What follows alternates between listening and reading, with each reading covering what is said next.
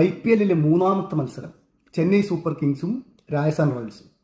എന്തൊരു കളിയത്! 5 ടൈംസ് ചാമ്പ്യന്മാരായ ചെന്നൈ ഇതുപോലെ കളിക്കുന്നത് നമ്മൾ ആരും പ്രതീക്ഷിക്കില്ല. ഞാൻ സ്കോർ കാർഡ് നോക്കിയപ്പോൾ ഇന്നത്തെ ഫോൺ നമ്പർ വിചാരിച്ചു.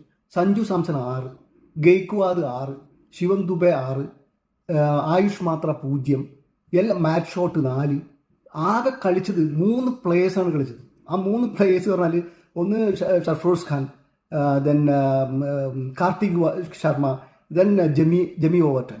ഈ 3 പേര് മാത്രമാണ് 2 ഡിജിറ്റ് കടന്നത്. ബാക്കി എല്ലാവരും single digit score. 20 over complete ചെയ്യാൻ പറ്റാണ്ട് 19.4 ഓവറിൽ ഓൾ ഔട്ടായി ചെന്നൈ.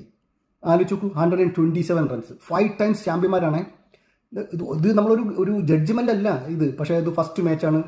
ചെന്നൈയിൽ ഇനിയും തിരിച്ചു വരാനുള്ള അവസരങ്ങളുണ്ട്. പക്ഷെ ഒരു ചെന്നൈ ഫാൻ ആൾക്കാർക്ക് ഇത് അത്ര നല്ല മാച്ചായിട്ട് അവർക്ക് തോന്നില്ല.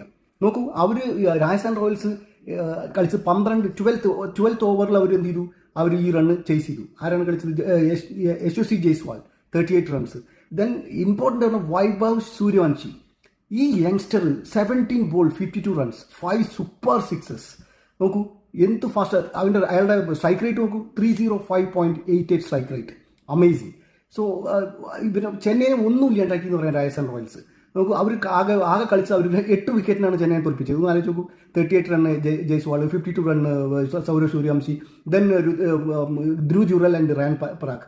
ഇത്രയും ആൾക്കാർ മാത്രമേ അവർ കളിച്ചുള്ളൂ. നോക്കൂ, ചെന്നൈയിൽ നിന്ന് ഈ സീസണിൽ രാജസ്ഥാൻ റോയൽസിലേക്ക് പോയ ജഡേജ ഒരു ഓവറിൽ 2 വിക്കറ്റാണ് എടുത്തത്. ചെന്നൈനെ തകർത്തു എന്ന് പറയാം ലിറ്ററലി.